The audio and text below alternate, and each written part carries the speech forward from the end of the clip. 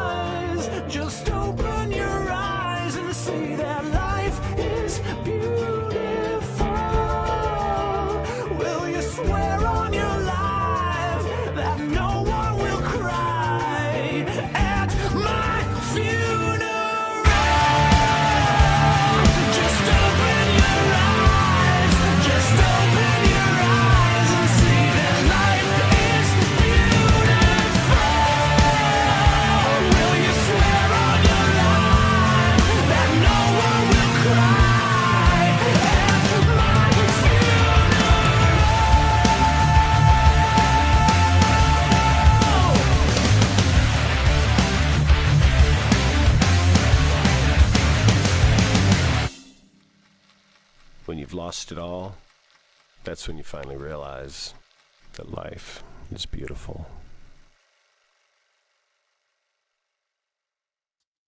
Coming to you live on the air.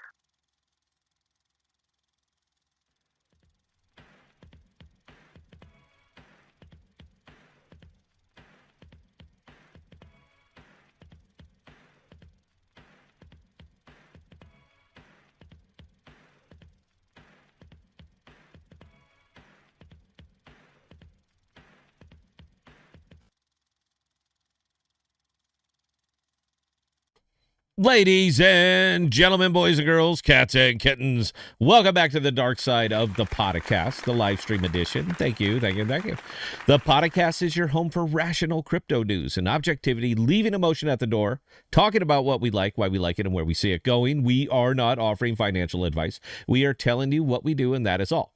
We don't slow down. We don't let up. Full speed is our only speed. I'm your host, Scott Pragmatic investor who has won and lost fortunes. Joining me, as always, is the greatest producer of all time, the one, the only, the Mighty Bell. How are you doing tonight, the Mighty Bell? You know what? I'm having a great day so far. How are you tonight, Scott? Oh, I'm blooming. I'm blooming, and we're gonna tell you guys all about this here. Yeah, we're going to have a good time here on this one. Here at the podcast, we have a tendency to talk about what others are not talking about and bringing the focus onto use case cryptos because, as we know, these are what drive the market and bring innovation to a world that desperately needs it.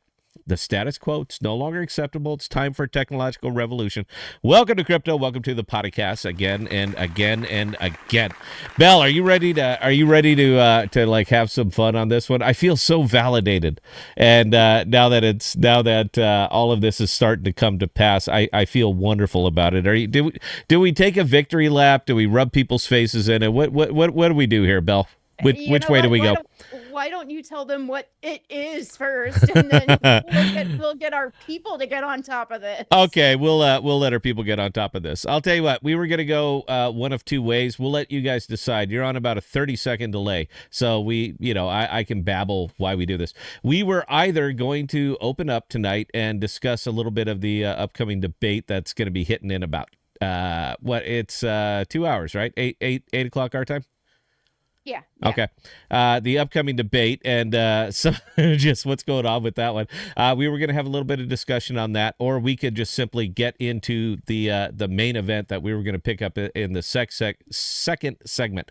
And that is about people are starting to come online, that it's apps, not chains, that it's consumer products, not L1s and all the other stuff that's really going to drive the industry forward. And I just think it's funny that we've been talking about it for a year and a half. But that is always the problem, and that's always been the problem with the podcast, is we're early. We are way early. We are always way, way, way early, and when you are incredibly early, you're insane.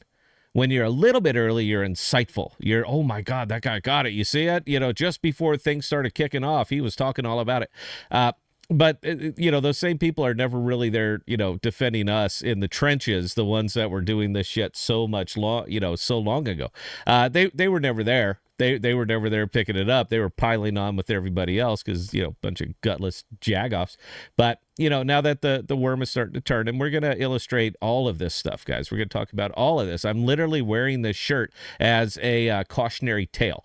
But we do want to talk about what you guys want to hear, too. So if you would like us to have a little debate fun before the debate, a little pre-debate, we're happy to do that. And if you just rather stick in the crypto world, we're more than happy to stick in the crypto world. Belle and I have been doing politics forever.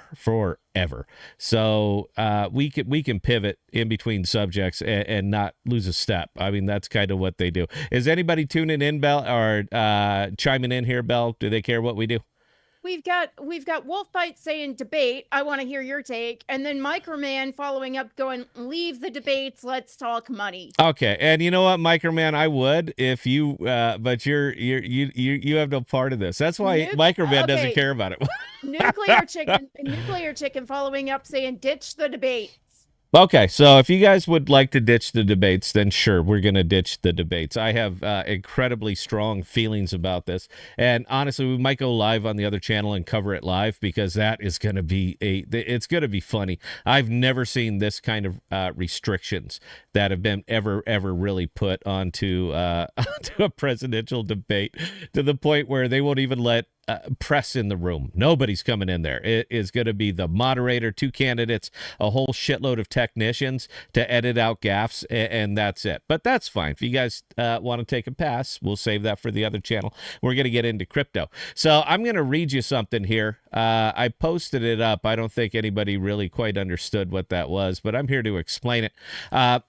In VC circles, it feels like there's very limited funding for infrastructure plays. That avenue is largely closed. Paradigm's new fund and Solana's Blinks might be an indicator that building real use cases and products that users actually use is the only way we're going to push the industry forward. Now, I admire your insight. The fact that you posted that today. And that particular post came from somebody that you guys all know and love, from Griffin over at Archway. So round of applause for opening your mind, or at least catching up.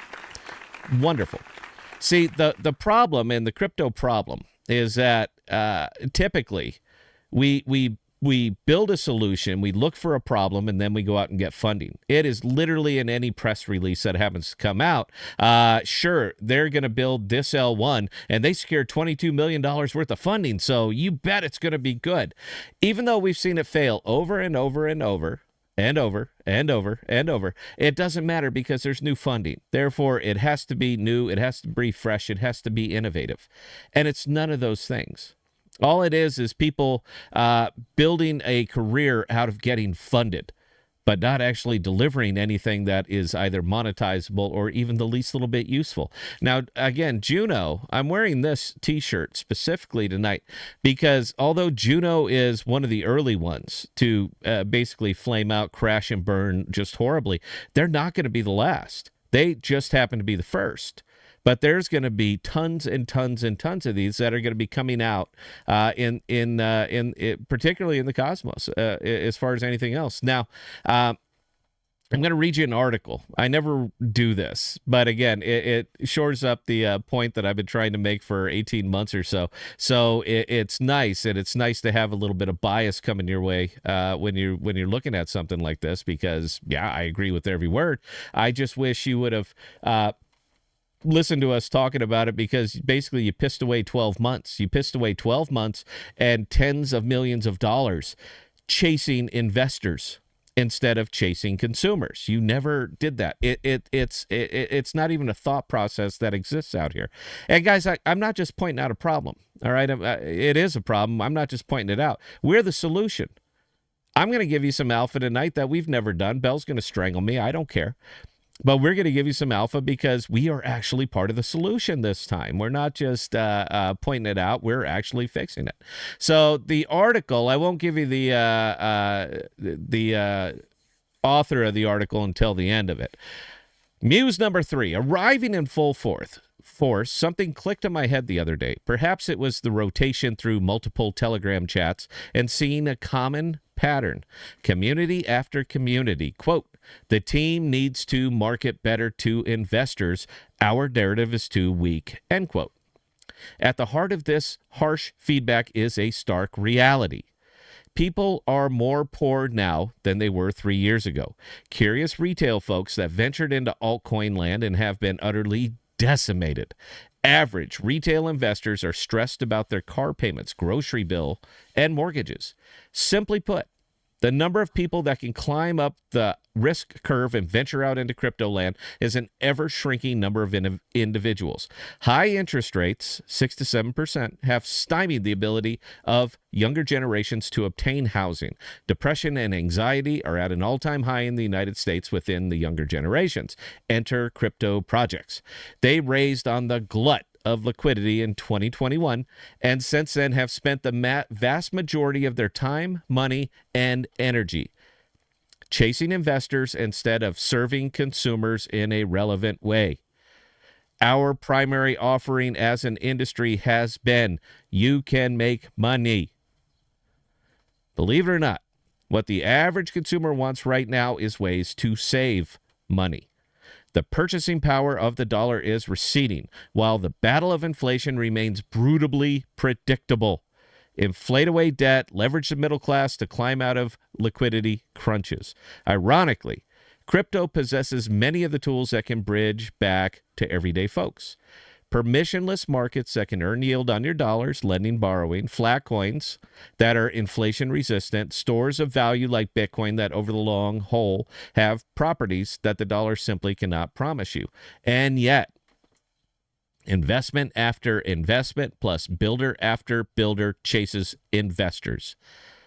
Please buy my coin, or the users will come back once interest rates drop, or once institutional money pumps Bitcoin, surely the users will come back. This is the crux of what is wrong with the industry. We are waiting for dopamine-addled risk takers to know and appreciate the products that have been built instead of going directly to consumers with the products they need. No wonder a large swath of investors have entered into a stage of crypto nihilism that treats everyone and everything as a game of entry and exit liquidity. As they should. Valuations and PE ratios for crypto projects are largely detached from cash flows and the reality of number of consumers being served. We are a bubble of risk takers, praying the technology will have applications that will eventually serve consumers. But everyone is afraid to do it because gluts of market participants continue to reward narratives over real-world adoption. This era is coming to a close. It actually came to a close about 18 months ago. But back to the article. This era is coming to a close. The industry is undergoing a painful stage that will weed out DeFi for DeFi's sake in favor of DeFi for normal, everyday people. Until we make the pivot, we are stuck in a soulless cycle of waiting for folks to climb back up the risk curve and appreciate our far-off brilliant contraptions. I feel bad it took longer for me to realize pieces of this reality. I'm sure my mental model is missing large bits of details. It's not missing much, though. And perhaps you may mistake my tone for cynicism. It's not. We have a massive opportunity to change the game we are playing and the product we choose to build. We cannot connect consumers to this permissionless market of Web3 in a way that outperforms the TradFi rat race. If we are brave enough to be measured, if we are brave enough to stop building products and stories around winning investors to our cause and instead pursue consumers like our life depends on it, onwards. So that article was actually written by, you probably know him. Let me guess. Go ahead and guess. Carter. There you go. Round of applause for the bell. Yes, it was written by Carter. You guys know him from Shade Decks, the collapsing decks that it took him a long time to actually realize that, holy shit, we have a problem. But I'm brightened by it because at least they do realize that they do have a problem. And it's not shade. It is effectively everything out here because all we've been doing is waiting for the pump. Waiting for Bitcoin. Remember that? Don't worry. When Bitcoin comes back, every alts are going to soar. Bitcoin came back and alts did shit. Don't worry. They're going to cut interest rates. We haven't. And it's still absolutely flat. But the funny thing is that when they do cut interest rates, Bitcoin's going to go. Ethereum's going to go. Top 20 are going to go. Alts out here are going to be absolutely flatlined. They are not going to move because it takes a certain type of person to exist out here in the DeFi, to live out here in this altcoin world. But the funniest part is that the thing that will get you out of all of this, get you out of the morass, build actual products, things people will use, put on their phone, use every day, and not even know that they're using it. These are things that are out in the DeFi. These are things that are out in DePIN. These are DePINs. It's the apps that are going to be built on those things. It's a different model and a different utilization of a decentralized exchange, meaning that it's now just people trading one shit token for another shit token. But these things are actually designed as pay rails now, so that when you are getting these people onto these Web 2.5, Web 3 curious apps, that they have a way to pay for it without having to get a wallet, without having to learn an entire skill just to use an app. Nobody's going to do it. So when you remodel and reimagine some of these DEXs as pay rails, meaning that they simply gain volume on transactions, and when you have 5,000, 10,000, 25,000 users that are performing a single transaction like that every single day, that money adds up. It adds up quick, and it doesn't cost the DEX anything to do it. Now, the L1s that are still out here, man, look, these things they're done. All right, they're done. I love the fact that Griffin finally got caught up and said, holy shit, we should really do products. Maybe another NFT platform is not the right thing. Maybe another DEX or another Fin is really not the right path. So I'm thrilled that they got caught up. But it's borderline too late for them, because it took you this long to even realize there's a problem. How long is it going to take you to realize a solution? You're not. You're not capable of it. You're not wired for it. Your job is to build a solution, find a problem, and get funded. That's been your job this entire time. This is what you know. This is all you know. So as far as putting actual apps on phones, actual apps on computers, things that solve a problem that people use, without even knowing they're using blockchain, that is beyond you. It's beyond your comprehension. You're not built for it. When this fades out, when this little crypto thing wipes out, or you get wiped out, you'll merely find somebody else to glom onto and go out and get them funding, because that's what you do. But as far as going out and getting them consumers, you have failed every single time that you've tried. And you've cost people money every single time. This isn't for you. Now, the bulk of these L1s that are out here, they'll hang on, because the validators will stay on, and they'll sit there and harvest a diminishing amount of value to tokens constantly. They'll still do it. But there's effectively no hope for them. There just isn't. It is just a ticking clock waiting for sudden market conditions to improve, or suddenly people have just tons and tons of money and they want to go revisit a bubble that already happened. But they're not going to. The dot-com bubble happened, crashed, burned, brutal, ugly, never to be repeated.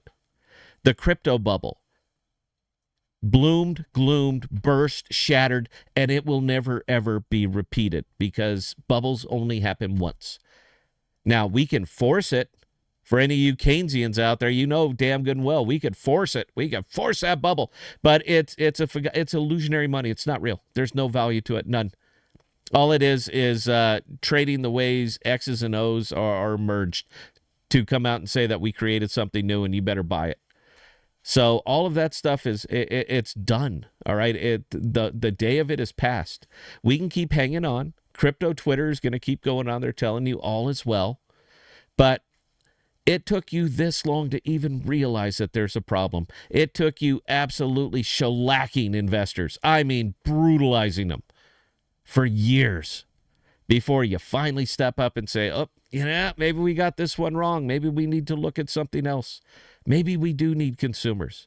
It took you a long time to get there. So, pardon me if I'm not looking to you for the solution, because I already drew this up in my head, Bell. They got an idea for an app. Now we have to go get funding so we can build it. Does that sound familiar, Bell? Does that sound like something that's already occurred and it's going to happen again and again and again? Oh, yeah. Sure. Oh, yeah. And all we're going to be doing is trading L1s for apps, but we're still going to go out there chasing funding, because if your idea, because devs want to get paid up front, then they want to build it. Bootstrapping doesn't happen out here. It does with us, me and Bell. We're lots of money in it, bootstrapping our stuff. But we're a little bit different than most other people. So inside of the next 6 months, 9 months, maybe a year, you're going to start to see it picking up slack, or you're going to start seeing it picking up heat. More people are going to be talking about it. More people are going to be getting into it. More devs that have crashed and burned everywhere else are suddenly going to dream up a new text app or an email app or something utilizing blockchain. And then they're just going to go on the road, making the rounds, going to conferences, talking to VCs and saying, if you fund us, we can build this. Now, that ain't the way to do it. The way to do it is the way that we're doing it. And I told you, we're going to give you guys some alpha tonight, and we will. We'll get to it here in the second segment a little bit. I just want to make sure that you know where my mind is here. It is incredibly difficult to even scalp anything over here in the cosmos anymore. It is almost impossible, because it's falling as an entire whole, because the same group of validators that are top 10, top 15, top 20 on basically every chain are still harvesting you endlessly. And it's not going to stop. The new money that you're waiting to come into, Bitcoin was 73,000. Where was that new money? Didn't come out here, and it's not going to. You need to get your head right. And I'm even going to tell you what to look for, because it's nice and easy. It's like I'm prophetic, Bell. I am, you know what? I'm the oracle on the goddamn mountain. All right? I'm the guy. And yes, it would have been wonderful if people had listened to me a whole hell of a long time ago, but they didn't. So we're here now, and we have to deal with it. All right, Bell, we're coming up on break. We do have a new sponsor. I could talk about the new sponsor if you think I should. I think it's funny. I'm not sure which way to go. I was going to post it up as like the title of the stream, but I didn't want to offend anybody. And you never know who you're going to offend anymore. So I'm trying to be careful with that. I'll tell you what, maybe on the second segment, I'll do the live read. We got time for one or maybe two questions if we have any before we go to break. Then we're going to get back into it. All right, first one coming in from Wolf Bites. What's your take on the Evmos proposal to use Cosmos Hub's interchain security? Bullish? No, you know what? It'll be wonderful for the 3 people who use it. It'll be fantastic. No, I'm not bullish, not even a little bit. I'm not going to go out and buy Evmos. Look, man, not financial advice. You guys know where my head is. All right, I've been clear, and I'm going to continue to be clear. The chains that are building apps, the chains that are onboarding apps, the chains that are looking to consumers, the chains who are looking to increase their user base, not through investment, but through things that solve problems that people want to use. That's it. That's the only thing I'm looking at right now. Sure, Evmos, you bet. It's I'll tell you what, let's see how much that's really going to change the world here. Let me pull up Evmos. I know it had a recent pump and everybody is just wetting their pants over this, but let's take a look at that thing over the last 3 months. Because, it's always a good indication. There you go, man. Bottomed out, made its little pump up. That's going to really bring it back. You're talking about something that has a $17 million market cap. All right. You're not moving needles with this. I don't care where they are, what they do, or how well they do it. There's not enough action on this that is going to change anything. I saw Cito's video, of course. He talked about it for 3 minutes. Very excited, very bullish. Everything he always says is bullish. This is going to do absolutely dick. It would have maybe been a great idea a year ago, but you were too busy just counting your money as opposed to trying to turn this into something that has a use. So, no, not terribly excited about it. Hey, I've been wrong. Maybe, who knows, man, you're going to wake up tomorrow and Evmos will be up 400%. It could certainly happen. Anyway, we'll get back to your questions or comments and, again, some other fun little stuff that we're going to drop onto you guys. But I got to hit my glass. I talked an awful lot that 20 minutes. And if you could, 60 seconds, we will be right back.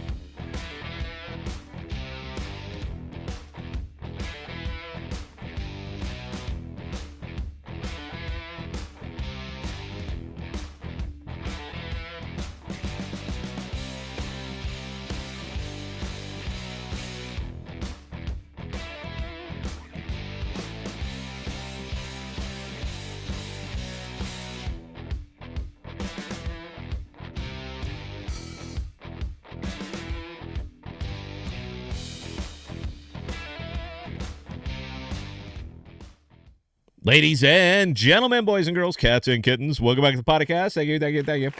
And show note, we're going to get Marston. Jackal just did something that is like, they hit ludicrous speed, all right? They just, they did something that is actually incredibly important, incredibly valuable, and it just flew over the heads of everybody, including me.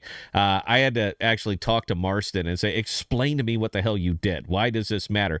And then break it down as if I'm 5. And his breakdown was data, unique terabytes, more data on Jackal. I said, there you go. Why don't you just start with that? But we're going to have him on the show a week from tonight. We're going to get Marston himself, and he's going to explain why the optimism and Jackal and what they're doing over there is actually so pretty goddamn cool. You don't have to understand the tech element, and it has nothing to do to you, but what it does mean is that more data on Jackal, good thing all the way around. And the other show note is, I have battled, tried to get my Ableton set up just right, my DAW, and I just, you know what, the latency was just too much. I could not get it chopped down under about 14 milliseconds. That doesn't sound like a lot until I say something and then my mouse says it 14 milliseconds later. So I had to go with a physical board. So we got the Yamaha MG10X plugged in between this microphone and your ears. So I have the sound more or less tweaked. I think it sounds okay. If you think it's too heavy, the highs are too high, the lows are too low, anything like that, do let me know and I can tweak it up on the fly. It'd be nice to do it live. Belle likes the sound, so you got to get by her anyway. Anyway, Belle. Questions, comments, go. All right, so nuclear chicken. I have a question. Why is the podcast misspelled in tonight's video title? Did I? Because I typed it up quick. And how could I possibly have? Did I believe you. Let me hang on. Let me pull it up. ThePodocasats. Yeah, because cassats, dude. Because we're busy stacking sats. That's why. So hey, good catch. Nice catch. You know that what we're about right now, and what we're doing is buying sats. That's what we're doing. No, I typed it up too quick, dude, and I wasn't paying attention. I didn't have my glasses on, so that's it. No real, nothing there, nothing special going on there. Apologies. Belle, carry on.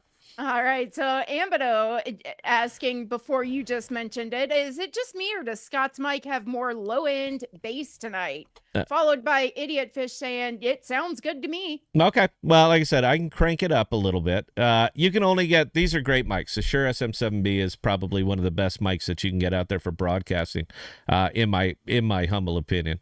And I mean, come on, Joe Rogan uses one. Everybody loves Joe, but it is a absolutely fantastic mic for a real, true, and honest sound.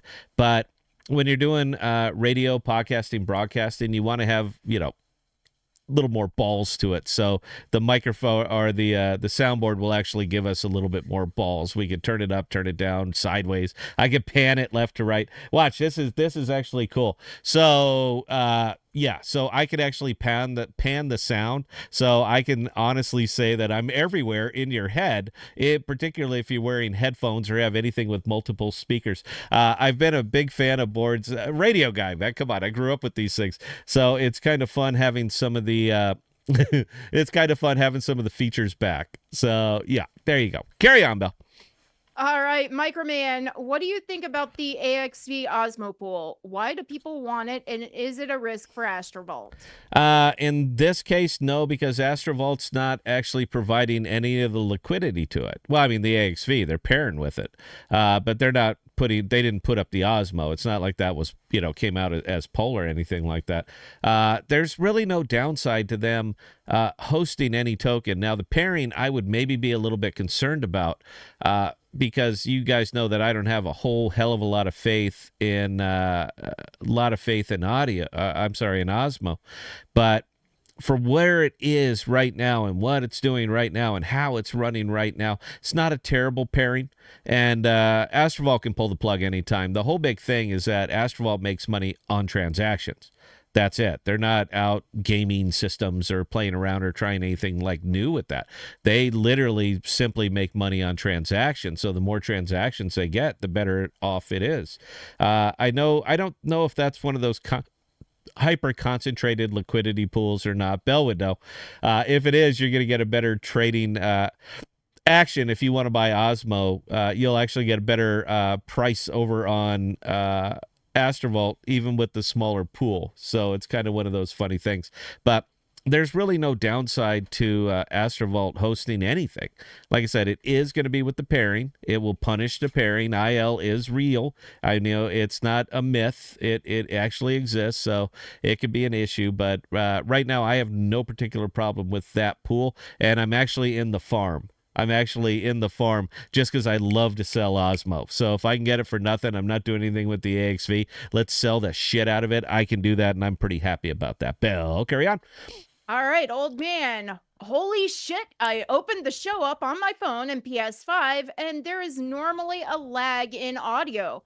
At the moment, they're synced. Are they good? See, now that's what you get, man. That's what I said. I had to trim down the... We're all about latency. Radio people, we're all about latency. Now, radio itself, you don't care because there's no camera on you. So whether I say it and when you hear it, it's really irrelevant. Latency is not an issue. But when you put a camera on and you're running a live production like this, latency is everything. And the best I could get out of my audio interface was, and that's with Voice Meter Banana, and that's with everything I could possibly wrap around it. I'm not even using that. I'm using a different ASIO called ASIO for All, and it's kind of an open source thing that they cranked out because it gives you less latency. So even with all of that, the best I could get it down to was about 13 milliseconds, man. And I it's not like I can upgrade the computer. It's not like I can upgrade the mic. I can't upgrade anything else. That was it. So I was stuck, and either I need to go back to an own right, or I could just get the soundboard. So I got the soundboard, and there you go. So I'm glad you noticed, man. Thank you very much for that. There you go. Another round of applause. Thank you. Carry on, Belle. Chad King, sell a cash staking rewards for Jackal. Is that a good strategy? Well, let me think. For the most part, it's going to come down to market cap, and you're playing a percentage game over here right now. That's really where it comes down to. I've given you guys my viewpoints on Jackal. I think it's a $500 million company, and I think it's going to go up from there. I mean, I know they all hide from it. Everyone, no, we don't talk about, you know what? I'm under no obligation. I don't work for them. I can talk about whatever the hell I want. And, yeah, I mean, they're absolutely going to pop. They're absolutely going to fly. Most D-pin things will. But you have to put your D-pin mindset in what people are starting to talk about now, which is apps. And it's just kind of funny how these two things are going to coalesce into really, really taking off and booming. You couldn't build the apps until you had the D-pin. And one of the D-pin elements that is always going to be the most critical is data storage, period. It's got to go somewhere. So you either roll over and you send it up to AWS, you send it up to Facebook, Microsoft, Amazon Web Services. You either do that, you pay about $150 per terabyte so that you have to vertically scale. You can't actually horizontally scale because you can't afford it. So you either do that or you find a substitute. Now, Jackal is the perfect substitute. Our very first app, it's done, by the way, guys. We're good. I can release right now, right this very moment. We're not going to. Because now that the mood is starting to change, I want to wait for a few more people to really give me some free advertising, pick it up, and boom, off you go, man. We're going to launch. And this is app one of 3 that we actually have. 1 is done. 2 of them are on the whiteboard. And once they start development of the second, once the second one releases and we start moving over to the third one, that's when you guys are going to get an opportunity. None of our apps are tokenized. They don't need to be tokenized. We don't need tokens. We don't have to do any of those things. All right, these are, you pay for them however you want to pay for them. And it could be credit card if you just want to use a credit card, don't really care, don't want any of the Web3 experience. Great, we've made it possible. You won't have to do any of the Web3 experience. We've stripped it out. As a matter of fact, when you're using our app, the very first one, you won't even know you're using blockchain. Isn't that great? You won't even know that you're using blockchain. But what you will do is save a whole hell of a lot of money, as opposed to using something like Google Cloud or any of these other iClouds. You are going to save a whole hell of a lot of money versus using those. And you get all kinds of features that you don't even know about, that you're not even aware of. We're aware of them. We'll take care of it. All you do is get a fantastic product with features that are absolutely next level, and you're paying a whole hell of a lot less for it. That's what you're going to know. Is it going to play well in the crypto world? No. It will not, because crypto world is still looking for investors. They're not looking for consumers. They're not looking for users. They don't care. It's not in their wheelhouse. People are starting to pick up on it, but they're not there yet. So for us, we're not even targeting crypto people. We are targeting everybody else. And there's a lot more of everybody else than there are crypto people. So there you go. That's our thing. So the first one is done. The second one is on the whiteboard, and it's ready to go or ready to start for the code monkeys to get to doing their thing. And when the second one's done, just before we're going to release, that's when we're going to give you guys an opportunity. We have bootstrapped all of these things. All of it's been my money. I've paid for it all the way. That's the servers. That's the developers. That's every cost. I pay for it straight out of my pocket, bootstrapped. But we were talking about this. Bella and I were talking about this because I kept saying the whole time, I want to get the family in on this. So how do we do that? Now, eventually, we'll never tokenize. I don't think we'll tokenize any of the apps unless it makes it easier for people to use them. But we can tokenize the company that's building all of the apps. That we can do. So when it comes down time for that meeting, and I got a very firm number on it. meaning that we're not even going to entertain something like that until between all of our apps that we have 25,000 daily active users. 25,000 daily active users of people using our apps. When we get to that point, we could do this a couple different ways. When you get that many users, VCs will come to you. We don't need to pitch them. They're going to come and pitch us. Or we could turn around and tokenize it because we don't need that much money to keep this thing going, and maybe offer it up to the podcast folks if they actually want to come in on this. So you're not investing in an idea, you're investing in a product. The better the product does, the better the token does. Kind of weird how that works, isn't it, Bell? Isn't that something that users will actually trump a narrative? Because the users aren't even giving a shit about the narrative. The users are just saying, hey, this is a great product. I like to use it. I'll continue to pay for it. And at that point, sure, if we want to let people in, we can let people in. But we're not doing it saying someday we'll be profitable. We're not going to do it until we are profitable. That's a good investment. I'm just doing that to try kind of point out that there's a different way, a new way of doing all of these things. By the way, that is the alpha, guys. So we've been discussing this. We're not leaving anybody behind. But I will not put any of the risk on anybody else. I refuse. I will keep all the risk to myself. I don't need the money. So if we get to a point that we are profitable, sure, we'll start letting folks in. What do you think about that, Bill? I think it's sound, actually. It would be a little bit different than anything that's ever actually happened over here on crypto. Founders actually being altruistic, because we don't need your money at that time. We won't need your money. We don't need it now. But if it's a chance for people to kind of get in on something like this, ground floor of a profitable company, why not do that? Because then it's to the point where we're forced to scale. It's an excellent problem to have. You always need money to scale. So if you do, that's a good way to do it. Good way to do the raise. That's what we're going to do. So we have one. It's ready to go right now.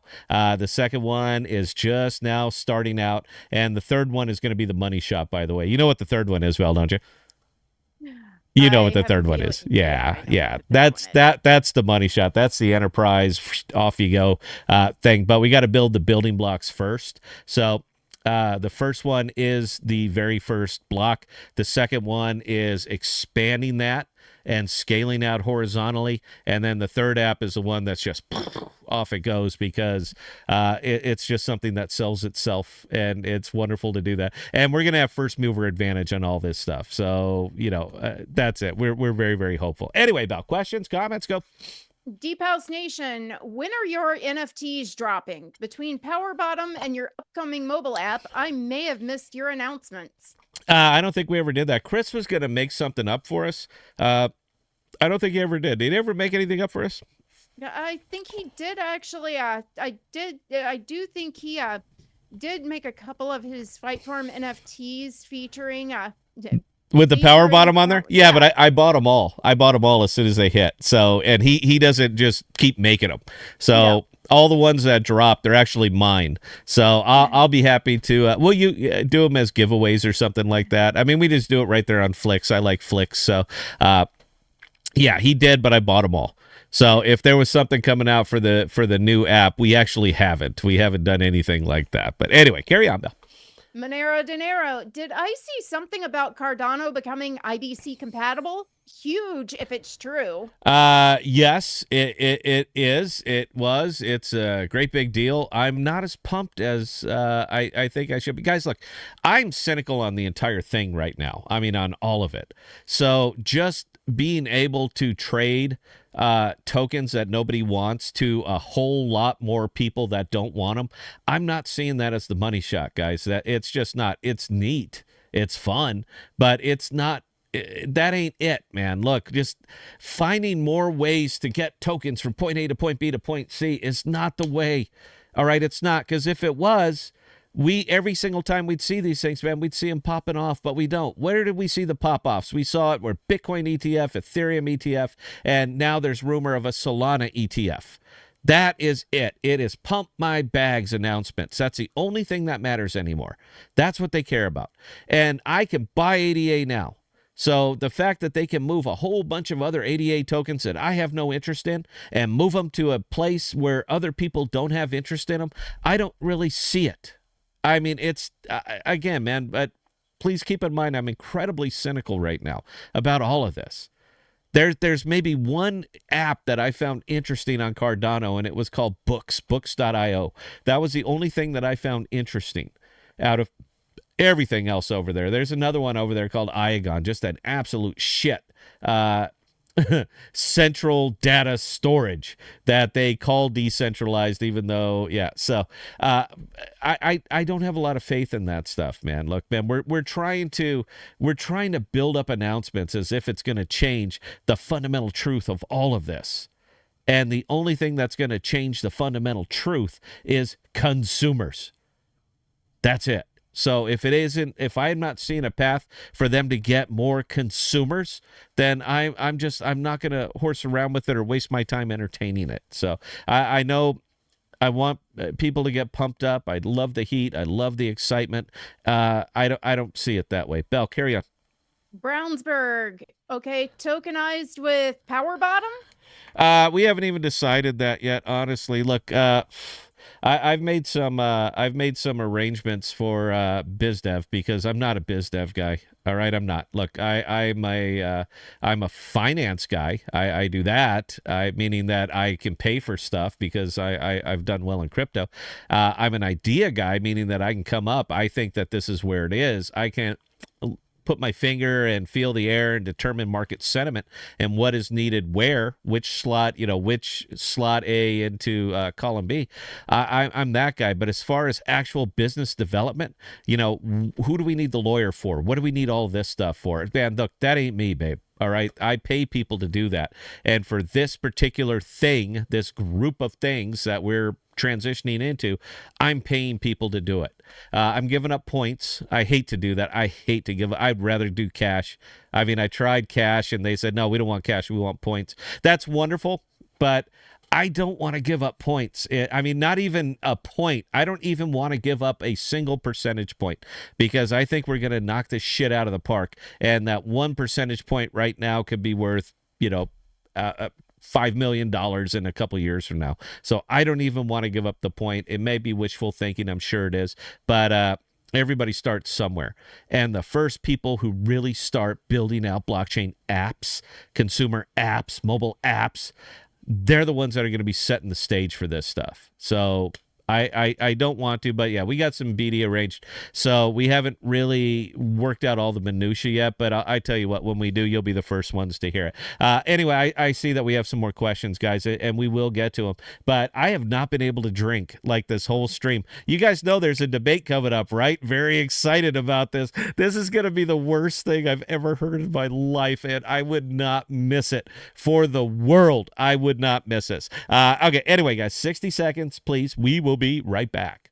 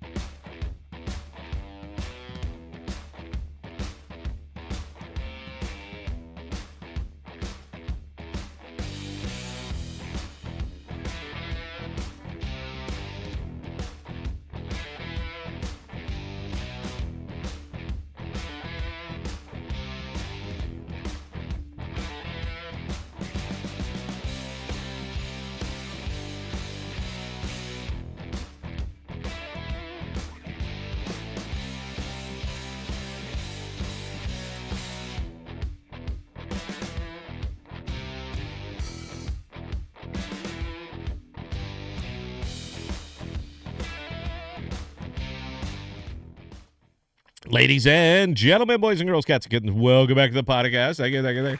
Nobody said anything. Do you guys, is the audio better? Is it more comfortable? Is it more pleasant to listen to? I've got nothing. I said, Everybody is so far is saying it sounds great. Okay. So. It'll all be great until I make an amp video. And once I make an amp video, your audio sucks. And those fucking guys. By the way, that's my new crusade is actually the Spend app. Slow down. All right. Let me explain. There is some there. It's been there for a long time. The problem is that AMP, Flexa, and all these other people have the crypto mentality of let's go out and get investors. Let's market to investors. Let's do this. I actually love the idea. And if I could use that app, meaning I could load USDC onto it, I would use it. You bet your ass I would use it. Absolutely. All day, every day, I would use it. I would prefer to do that than Apple Pay. I would prefer to do that than using PayPal. I would prefer to do that than credit cards. I would prefer to use it. Problem is that they abandoned it. They abandoned the very idea of it. It was neat. It came out, didn't work. They poofed, and then they moved on. But it is an actual consumer app. And if I'm going to be anything out here, guys, I am going to be consistent. I don't think it's worth a shit as an investment, but I think the app has potential. So, hate me, doesn't matter. I'm going to be talking more and more about it. Belle, carry on, please. Ambido, any power bottom updates? Nope. The base layer is pretty much in. It's been one of the most stable tokens I think that you've seen out here anywhere in the cosmos lately. And if AXV gets a pump or Osmo gets a pump, then power bottom's going to carry away with it. But we have enough. The FTV is large enough, and the treasury is more or less secure. I said treasury. The token is more or less secured, meaning that there simply cannot be a dump. No, it's set the way that we want it to be set. Now, we just got to launch. Just got to monetize, and once we do, off you go. So that's a different way for everyone to get a piece of this action. Belle, carry on. All right, Toot. World Mobile. Big fan. Love World Mobile. I love the idea of what they're doing out there. It's uphill. It's going to be one hell of an uphill climb. Now, the thing I didn't look at World Mobile, but I will, is I have to look at the cost. They're not really solving a problem because as far as, mobile communications, we pretty much have those. So they're not really solving a particular problem. I get behind it if it's cheaper. If it's cheaper, safer, faster, any of those things, meaning that if it is just a superior product, sure, big fan. But if you are just doing it just to do it, then no, I don't really see you solving the problems. I mean, are you bringing these to rural communities? Are you bringing what are you doing different aside from just saying, yeah, but we're decentralized? And again, I love the idea. I do, but I have to look at it the way a consumer is going to look at it. And the first thing the consumer is going to look at is the price. Tell me that it's not the same for you. That the very first thing you look at when you go to buy a product or a service or anything is the price of that. It better be, particularly now more than ever. So if World Mobile is actually cheaper, sure, I'm all about it. If they're just doing it to say, well, we're decentralized and we're better, then I don't think it's going to resonate well with consumers, and it'll run its course. You'll use whatever you use to raise. You'll burn it off. It'll crash and burn, and you'll just be that thing that we used to talk about. So that's on me. I have not looked into it enough. All I want to know is it cheaper? If it is, you got a customer. Belle, carry on. All right, Toot. Have you ever tried to use mobile service in the deserts of Nevada or in a fishing village in Mozambique? Oh, yeah, they suck. I mean, you're lucky, man. I forgot how bad 3G was. I remember when 3G came out, man. It was a game changer. You guys have no idea. But yeah, I mean, now that we're all 5G and just used to this, everything instant, right there, right there in our hands. When you actually go down to 1 or 2 bars, or you go to 4G, or God help you, 3G, you forget, man. You forget everything. It's like, you know what? I'm not sending you a picture. It'll take all day. And I'm just not in the mood. It's like going back and using smoke signals. Morse code with smoke signals. That's how you're sending some of these things. So no, and again, too, if you're talking about referencing this to World Mobile, that's the research that I haven't done yet. But again, I got to look at this as an investor and a consumer. If your primary thing is to service rural areas, fishing villages, deserts, stuff like that, there's not a hell of a lot of customers in those areas. That's going to be the problem. Is this thing going to be profitable due to consumers? That's it. That's all I'm looking for, and that's all I care about. If you cannot get enough consumers to sustain it, you're going to run out of money, it's going to crash, it's going to burn. Or, God help you, you petition the government to support your product because you say, hey, look at all the places we're supporting. All right, look, man, we're covering the Nevada desert. We're covering all of these things that nobody else is. Therefore, we are necessary now, and you have to help fund us. As soon as I want nothing to do with that. Belle, carry on. All right, that was actually the last question for the moment, but don't we have to pay the bills? Oh, do you actually want to do that one? Sure, we got the tutor on. She always giggles a little bit heavy on these things here. I'll tell you flat out, guys, I'm not sold on this one. I'm going to see if you are. The podcast, we don't make any money. We certainly don't make any money. So sometimes it's necessary for us to pay the bills. Now, our finest show sponsor is Tom of Tom's Doggy Dentist and Tom's, what else did I dream up with these? Short fuse firecrackers. Short fuse firecrackers and home appendectomy kit. I never read that one. But Tom always takes care of us, man. And he pays us a lot of money to talk about these things. So we're going to be doing one right now, ladies and gentlemen of the podcasts. It's time to take the gloves off. All right? People are getting weak. You're getting soft. They do not have the strength or fortitude of their ancestors, and Tom has decided that enough is enough. So, in an effort to combat the sissification of this great nation, Tom is proud to announce the Toughen Up Childhood Trauma Simulator. The Toughen Up Childhood Trauma Simulator. What does it do? Allow me to explain. We all know. Toot, you looking? We all know that monsters live under the bed. All right, they do. We combat this by not thinking about it. But what if that was no longer a choice? What if we had to face and defeat our fears? With Tom's monster under the bed, there really is one, and it's going to eat you as soon as you nod up. So you better nut up, Cupcake. Stranger in the closet, you bet. He's there. And he is running a blade up and down his unshorn cheek right this minute. Handle it. Those bumps in the night? Yeah. You know what those are? Real ghosts. And the bunny in the pot is a bunny in the pot. And the 3 a.m. knock at the door is, in fact, a gang of gang of marauders, and they're gonna come get you. Tom is going to fix you whether you want fixing or not. Stop dialing 911 and start racking 308. Take back your life with Tom's Childhood Trauma Simulator. Operators are standing by, and we're going to be right back.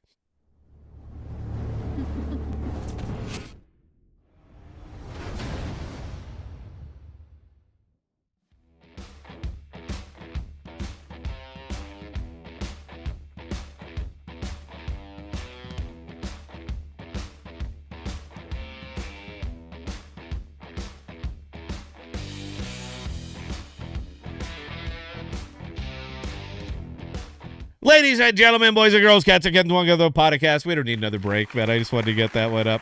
All right, what do you think, Belle? You ready for that? What other, Tom said he's also open to other childhood traumas. So if there's something that's really bothered you, he can make it happen, and you get to revisit it, but you get to really do it. So are you ready? You ready for that? What else has been bothering you? See, any of those things, I think I'm well equipped to handle. We should put it to the test, though. Tom needs to actually let me be his test subject. Is that it? You know what? One of mine is that always bothers me. I'm just kind of goofy, and I sleep very, very particularly, and I can't have both my feet under the covers. One of them has to be kicked up, and it always terrifies me. I mean, like my soul will leave my body if the dog. We got a little beagle dog that sleeps on the bed. And when she gets up and moves, if she brushes against my foot that is out from under the covers, my soul leaves my body. I mean, just like that. And then I have to, get out of a sleep funk and get myself together and say, okay, where the hell? All right, no, it's just a dog. It's cool. What if that could be for real? What if that's it? I mean, that's his product, is just the mechanical arm that'll come up and grab your foot every time you're just about to fall asleep. You know, that sleep shock you get where you're thinking of something and all of a sudden you get that spaz before you calm down again. I think that would be a hit. I think it should be included with Tom's bed of fear. So it's actually an entire enclosed bed with a really good mattress. But when you go to sleep, the mechanical arm comes up and grabs your foot. I think that's it, Belle. I think that's a hit. What do you think? You know what? I think you've got a winner. It'll toughen people up. That's what I'm going for here. Is I just want people tougher. I think that would do it. I think that would do it. Or, oh, you know what? Bake in the James Brown general quarters alarm. That was a Navy thing for us way back in the day. Every now and again, we get a cool XO or something like that, and it's all over the ship. And he would do the James Brown general quarters. So instead of anything else, all you hear is, ow, ow, ow. And then he'd go and do his thing. I think that would be great. Ow, I feel good. And it only does that part of it. So every time you start to nod off, the bed will just yell at you. If nothing else, man, we'll fix people through sleep deprivation. That also toughens you up. Carry on, Belle. What do we got? Anything? All right. Actually, funny question coming in from Julio FX. Whatever happened to Rent a Friend? That was hilarious. Oh, Rent a Friend? Yeah, that's still going. That's still out and about. I forgot about all of these things. I write a lot of these guys. I get bored, and I'll be sitting there fucking around. Do I want to play a game or do I want to write? And then I'll write and I belch stuff like this out. I thought Rent a Friend was excellent. I mean, I should honestly. This shouldn't say Juno. This should say Rent a Friend. I need to get T-shirts made up, and there you go. Those are your NFTs. Carry on, Belle. All right. Yeah, Idiot Fish. It's perfect. People with repressed trauma will buy it, not even know why. And that's it, man. They'll do it because they're somewhat captivated by it. You know, the human psyche, the deep repressed horror emotions that they're carrying around with them. I think it'd be wonderful. I think this is a hit. I really do. You know what? We'll put people around your house that you never know that they're there, and they'll study your every move, and they'll find out that when you go to do the dishes, you always pull open the curtains, and we'll just put, a masked horror right there on the other side of it. So you open the curtains and then your soul leaves your body, man. And we're making people tough. We're fixing things.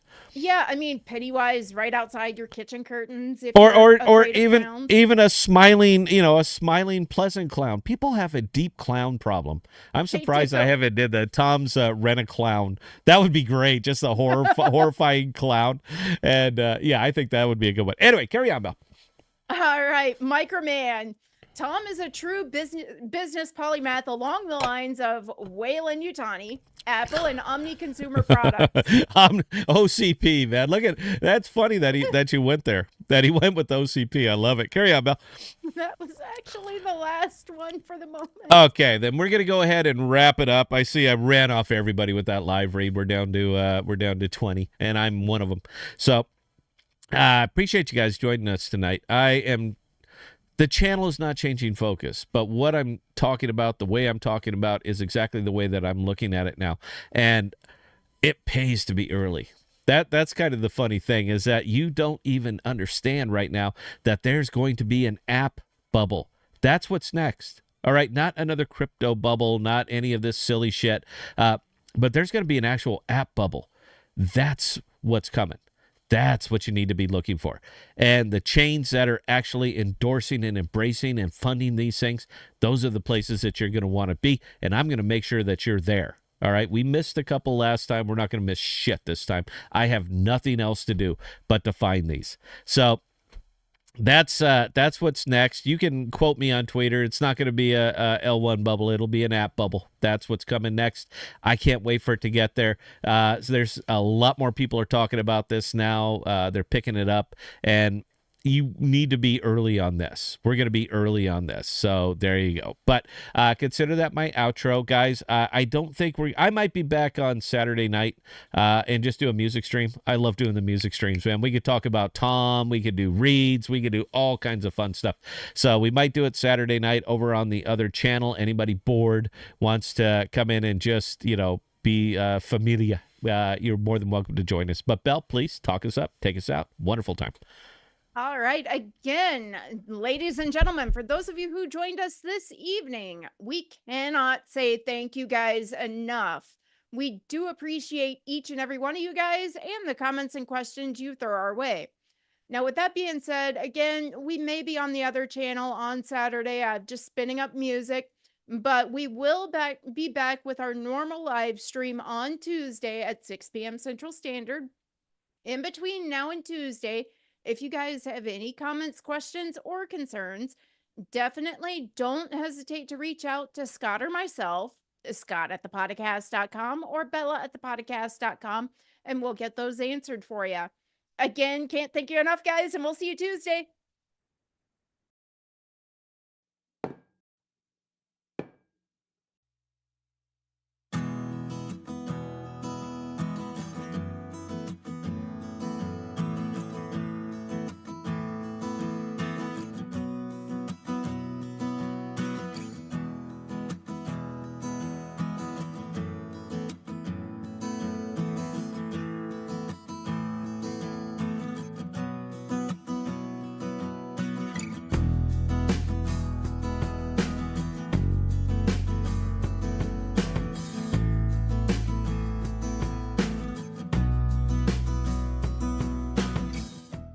We are dropping new videos and podcasts every Sunday, Tuesday, and Thursday. And be sure to look for us on Instagram, Twitter, and Parler at The Podcasts.